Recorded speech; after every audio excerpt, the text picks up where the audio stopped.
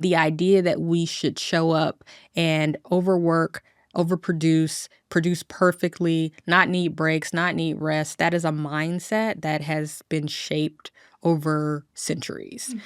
But I think more and more people are finally getting to the point where they're recognizing that they can't hold that definition of what it means to be a good worker and also simultaneously hold their humanity. From the news team at LinkedIn, I'm Jessi Hempel, and this is Hello Monday. It's our show about work on our own terms. For centuries, we have been taught that hard work is everything. Success comes from overproducing, overachieving. I mean, as a little kid, I was called an overachiever, and that was a compliment. It was something I should aspire to be. I mean, where did that desire even start? I'll tell you what it leads to. And you know, it leads to burnout. And it feels to me like those cycles of burnout, they're coming faster and faster and faster as we try to work harder and harder and harder. And somewhere we are losing the thread on what we're working for. Something has got to change. Today, we're diving into rest, revolutionary rest. We're going to talk about how to make it part of our daily rhythm. And I just have this sense that if we can figure out how to do that, well, it's more than revolutionary. It is the path to how we truly create new ideas and make them stick. My guest today is Amanda Miller Littlejohn. She's an executive coach, and she is a personal branding expert. And most importantly for our conversation today, she's the author of a new book. It's called The Rest Revolution: How to Reclaim Your Rhythm and Conquer Burnout When Overworking Has Become the Norm. Now, Amanda knows firsthand what this experience is like, and she's going to talk to us about that today. In this conversation, she's going to share her story. She'll share her framework for reclaiming rest, and we'll get into really practical ways that you can stop glorifying burnout and start reprioritizing your own health. So let's get into it. Here's Amanda. My body breaking down on me, I think, was the first we know that we're supposed to rest. We know that we need to slow down. We know that, you need balance, right? Mm-hmm. But I think, especially for women, when you can almost defy gravity in that sense of, I can just push through and keep working regardless, and I don't necessarily need as much rest as other people. Maybe this will be my way to get a leg up. Maybe this will be my way to stand out and to ascend. And I think the pandemic really helped me tease apart how I was using this really dangerous and punitive relationship to work, and the way I was wielding work to get ahead. It forced me to confront that and to also see that I don't have to do it that way. Mm-hmm. And my ideas about who I am and the value that I bring to the table being centered around how much I can work, how hard I can work, how much I can get done, how much I can achieve. Those are ideas that need to be interrogated. And so when I got sick after having the baby and being forced to rest, because I was on this crazy schedule of getting up to nurse her at 3 a.m., but seeing that as that's my alarm. So nurse her, put her down, and now I'm back at my computer to get a head start on the day. And I would work, it was insane. And I think the exhaustion, it caught up with me and it forced me to be still. I realized this is not working and I've got to do something different. I think so many of the folks in our community have experienced something similar with burnout, that sometimes we don't get to the point where we can even name it or understand that it is holding us back rather than propelling us forward until we have a health crisis, got full-on health crises, whether it be the emergence of panic attacks or a physical breakdown or an illness. Yep. And then there's an opportunity for a reset. Yes. How do you invite us to think about that reset? Well, first I want to say that what you just described is something in the course of my reporting for the book and talking to so many different high achievers, that burnout breaking point was the moment of it's the fork in the road. Yeah. Either I'm going to do something very different, or I'm going to do something different for a little while and patch this up and then just go back into my old habits. But and just to stay on burnout for a second, Yeah. right? Because I think that sometimes we have more to understand about the actual experience of burnout. So often the response to it is go on a vacation, take a few days. Ugh, you look burned out. Take a few days. My experience in my own life and also watching colleagues throughout the years with approaching it that way is that it always comes back. Yes. And in fact, the cycles speed up. And so you're experiencing it more and more and more. What fundamentally is burnout? Burnout is when your nervous system kind of goes into this unchecked overdrive where you can't process. It's like a computer. I liken it to a computer having too many tabs open and overheating. The fan comes on and you're fuming. And sure, you can close some tabs, but that isn't necessarily a long-term fix. And so for most of the clients that I have coached and seen, burnout for them looks like a loss of joy, a loss of creativity. For me, that's absolutely how it shows up, because I'm a very creative person. So when I can't access my own creativity, I know that I'm in a bad place. It's also it's tied to a self-betrayal of your needs as a person, right? When you're tired, but you ignore that, when that light goes on and you just kind of look away and keep pushing through.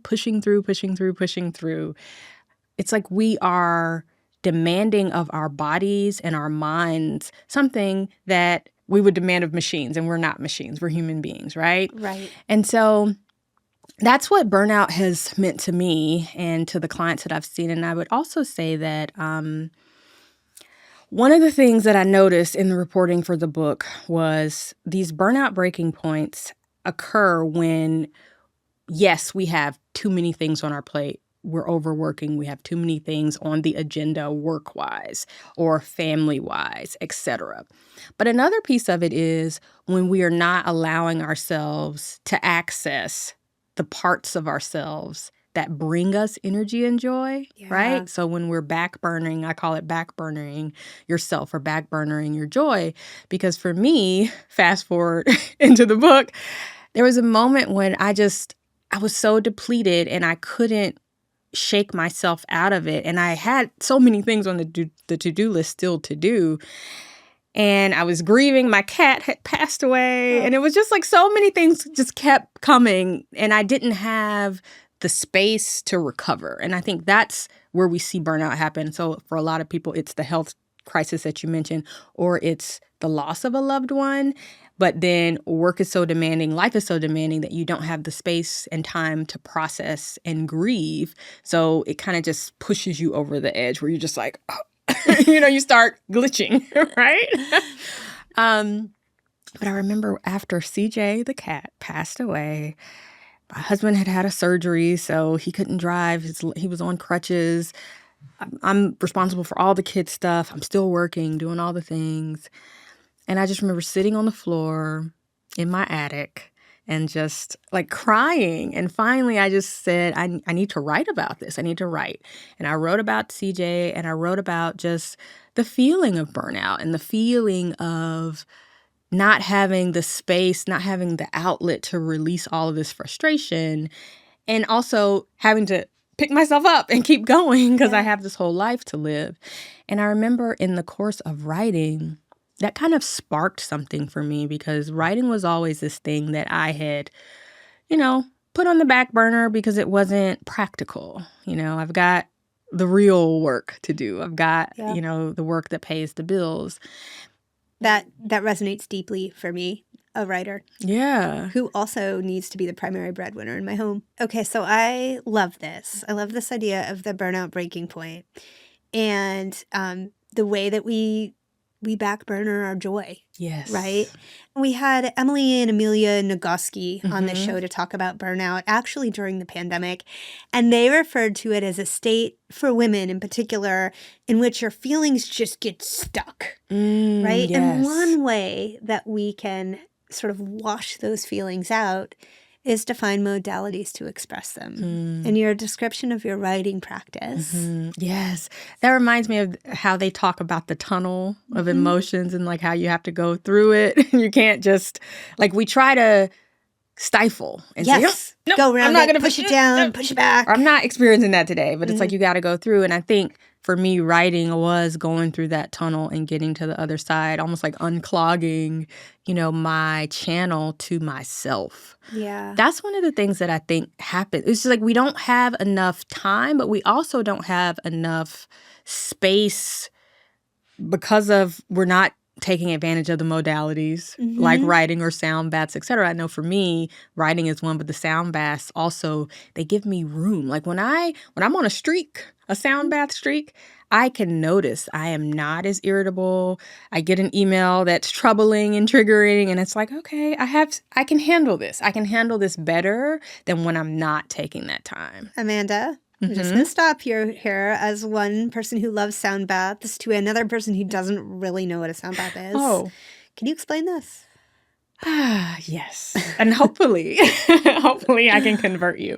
So, and I don't know if I have all of the technical terminology, but guided by a practitioner, sound healers, sound bath practitioners take a mixture of instruments, sound bowls, like the Himalayan sound bowls, the crystal bowls, chimes.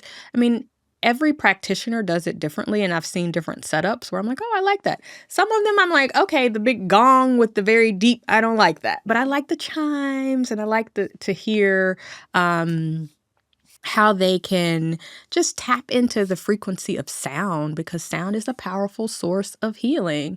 I attended a sound bath recently in Washington, and the practitioner said that because our bodies are made up of so much water, even if you fall asleep during the sound bath, like your body is vibrating to the frequency of the sounds of the chimes that you're hearing. And so you're still getting the benefits even if you fall asleep, because a lot of people will get so relaxed during those sound baths that they just drift off. The reason why it became important was because I was looking for an entry point into meditation, but that was really hard for me to just sit in silence and I'm like, okay, I need a step before meditation, because if I sit here in silence, I get distracted. I hear something and my brain goes elsewhere. But with a sound bath, you're focusing on the sound. So that kind of gives you a way to meditate, but you have a focal point. So you're focusing on your breathing and the sound. With meditation, it's like focus on your breath and let your thoughts fade away. I'm not there yet. Maybe soon. Listen, meditation, sound baths, writing practice, they're all various aspects of self-care. Yes. But I find that there is a difference between practicing the type of self-care that becomes a path out of burnout and helps you move closer to an awareness of yourself and beyond, and the kind of self-care that exists on a list that you check off. What have you learned about how to channel self-care in a direction that actually takes care of yourself? That's such a great question, because I am an achiever. That's one of my top 5. My guess is that if I looked in your book, I would see that list. I'm an achiever. My strengths finder. So I love checking things off a to-do list. And I did approach it that way for some time until I, just in my own experimentation and figuring things out, found what not only I feel is healthy and helpful, but the practices that call to me, right? So my very favorite modality is a walk through the woods. So like I used to say, oh, I love nature. Right. No, it's the woods. Like it's trees. I need trees and a trail, and I want to be surrounded. I want to be engulfed in trees. The beach is fine, sure. I want to be in the forest. There's something about 2 miles in the forest, everything floats away. Any question I have, I got the answer to. Decisions that I couldn't make and I was stuck on, they come to me just in the process of walking those trails. And so that was something I stumbled upon. Yeah. Because when my kids were going to a school that was near a state park that had this amazing trail, I was like, oh, if I have to drive all the way across town to take them to school, I might as well You're there. get some health in. But doing it regularly day after day and kind of creating that streak, I started to notice, oh, I feel good. And I think it wasn't until we went on vacation or something happened where I wasn't taking them to school for a week or so, I noticed that I was okay for a bit because it was almost like I had those forest trails in the bank, right? Yeah. But once it had been a couple of weeks and I hadn't hit the trail, that anxiety started to ratchet back up, and that space between me and my ability to process, like my nervous system was just I could feel it going back to a place of being on edge, whereas those trails were creating that buffer day after day. Well, so as you're telling me this, Mm-hmm. I'm thinking about how so many of us know what good self-care is. We even know what our particular strain of good self-care starts as. We can evolve it, right? But we don't have time, or at least we perceive ourselves to not have time. And I'm looking at you, an entrepreneur with 3 children, one of them still very young, and I'm wondering where the time comes from for all of these ways you have of nurturing yourself. So I don't do all of the things every day. So the forest is a true indulgence. If I have time and if I can fit that into, my routine, maybe I have a meeting across town and I'm on that side of town. I'm like, oh, okay, well, I'll just take a little extra time and go hit the trail. But I had to find ways that were a bit more practical. So now the sound baths that I listen to are 20 minutes, And so for me, when I wake up in the morning, I can give myself those 20 minutes to just kind of help me tune in and hear myself. Because that's one of the other things that I think we don't talk enough about when it comes to burnout is our nervous systems are so out of alignment that we can't even hear ourselves to hear what we need. Or to hear what we like, or to hear what's calling us. Some people will say, well, I don't know what I like. I don't know what I want to do. And doing a 20-minute sound bath for me is what allows me to tune more deeply into myself. And I feel like 20 minutes, I can find the 20 minutes. If I'm really stretched and I'm feeling that feeling again, 5 minutes of breath work. And this is what I tell everyone to start with, because I do get this question quite a bit.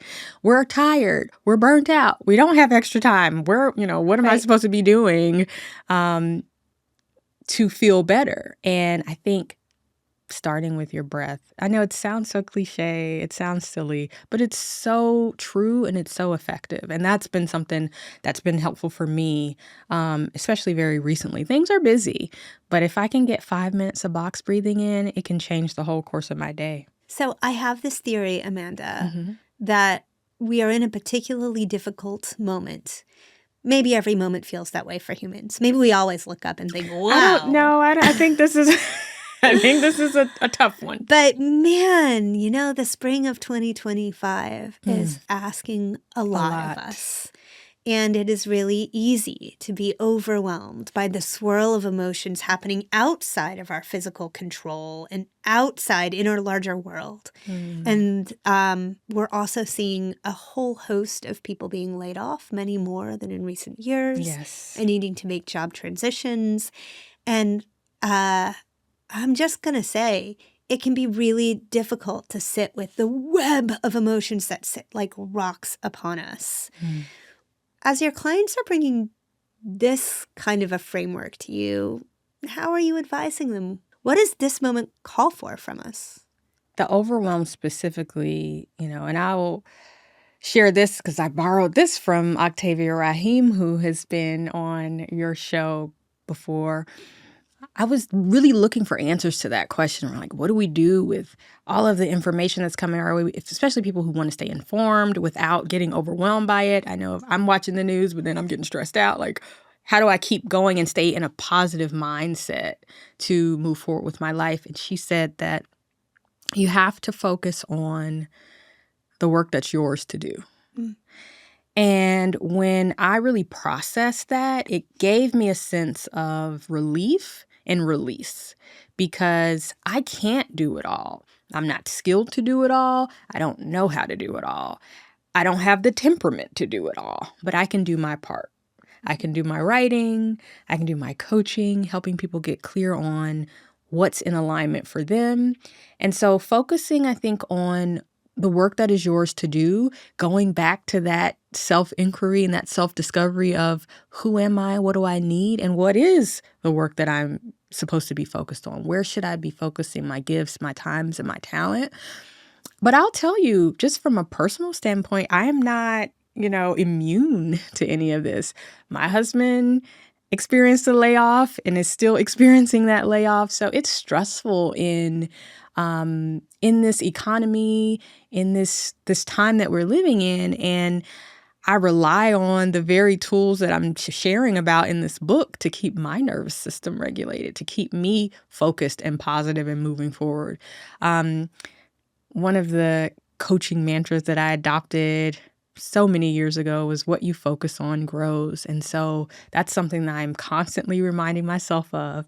We can focus on the challenges, we can focus on the problems, or we can focus on the opportunities. We can focus on the bright spots. We can focus on the gratitude, things that, are amazing blessings. I'm sitting here today with you. Great. That's amazing, right? And so if I can train my mind to look for those bright spots and moments and to see where things are looking up, where the opportunities lie, where the leads are versus, all of the other potentially negative things, that keeps me in a good headspace. And that's what I advise my clients to do too.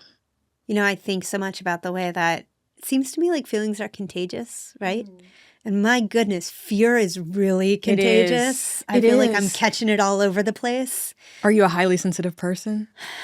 I mean, because you can feel it. Even if you don't talk to people, you can just feel fear. It's an energy. Yeah, it is. And I think a lot about one responsibility that I have that I can carry is not to be a super spreader. Right? Yeah. And that's so good. I can feel fear and I can absorb fear. And then I can choose in every moment whether I'm going to reflect the fear or whether I'm going to look for other things to reflect. And just one thing that my wife and I are talking about a lot in our home is how can we be contagious in positive ways? Oh, I love that. Right? And that is not to, we have to temper that conversation with the perhaps the desire to be a bit Pollyanna about this. It's not to make light of the moment that we are in. We are in a heavy moment. We are. But we have a responsibility in that moment. And I think to your point about being a super spreader and fear being contagious, but centeredness, whenever you're around someone who is doing their work, their nervous system work, that spreads to you too. And so I love that you take responsibility for what you take in and where it goes within you, whether you keep it and you give it to other people or you process it and you give out peace.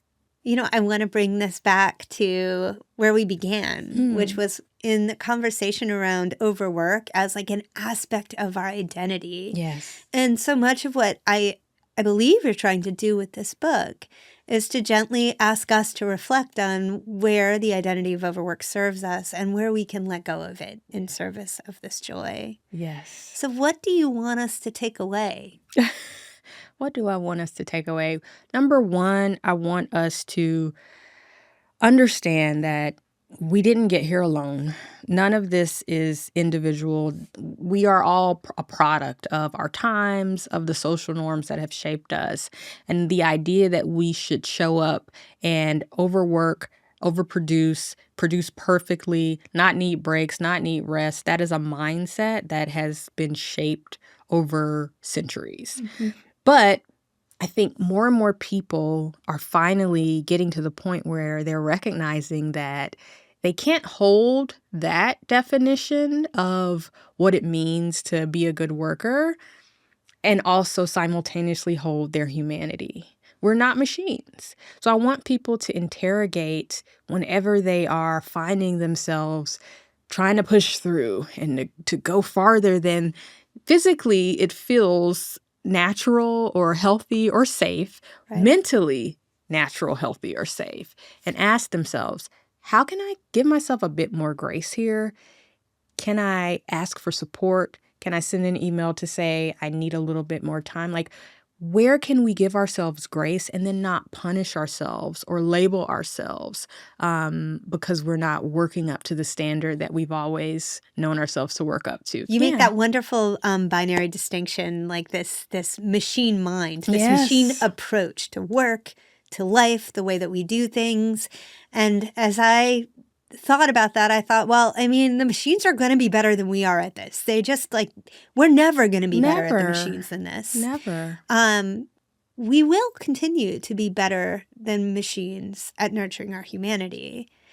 But we're going to have to actually tend to that humanity. We're going to have to tend to it. And we're also going to have to realize that, as we were discussing earlier, this isn't a one and done conversation. This isn't a one and done, oh, I take the sound bath or I do the walk and I'm fine. Or I take the vacation because I was so exhausted, or I take the sabbatical, but I don't change any of the infrastructure around my life. Even for me, having written this book, I pretty much on a weekly basis have to stop and interrogate why I am spiraling into some avenue or another. One of the ways that I contribute to my own exhaustion is when I feel guilty about the things that I haven't gotten a chance to do, or I feel guilty because I didn't set up the play date for the 4-year-old and she's an extrovert and I'm an introvert and she needs more than I. I take myself down these spirals, and that contributes to my own feelings of burnout because it's mentally exhausting. And so I have to remind myself, with the help of, my husband and other people, great people in my life too, that this requires daily recalibration. Yeah. So the stillness practices that you adopt and just the mantras that you adopt, and the more we have conversations where this message is being sparked and we're sitting for dinner with friends and talking about how we're integrating rest into our lives more, the better off we're going to be. Because this is not a problem that just happened overnight, so it's not going to be fixed overnight. And I don't know that it'll ever be fixed. We'll build a better muscle for treating ourselves kindly and learning how to rest, the same way we built that great muscle to overwork. That was Amanda Miller Littlejohn. Her book is The Rest Revolution. You should check it out wherever books are sold. And there's so much to take from this conversation, right? I really love this idea. Amanda calls it back burner in your joy. One way to understand that burnout is coming for you is to notice when you've stopped doing the things that make you happy. And if you start to notice that, well, then draw your attention to the places where you can infuse those things again. And Amanda talks about this idea of really revolutionary rest. The kind of rest that doesn't come from a great vacation or a spa day, but the rest that is actually built into your day, as essential as food, water, sleep. Where can you find the moments that belong to you? Finally, this is a personal exploration, right? And what works for me is going to be different than what works for you. You got to find your modality. Amanda talks about that walk in the woods that she takes. I know for me, every morning I take my dog around the block. Some mornings I make it 4 blocks. It's a reset, a pause. So important. Of course, we're going to talk about all of this and much more at office hours this week. If you haven't been before, well, consider this your invitation. On Wednesday afternoons at 3 p.m. Eastern, our senior producer, Sarah Storm, and I get together with as many of you as care to join. We go live from the LinkedIn news page. We talk about our lives. We talk about the episode. We talk about how we can support each other. It's a good time. Now, if this episode meant anything to you, I hope you will consider texting it to a friend or leave us a review. I'm Jessi Hempel, and this is Hello Monday. Thank you once again for joining us. We will be back here next Monday. I hope you will too.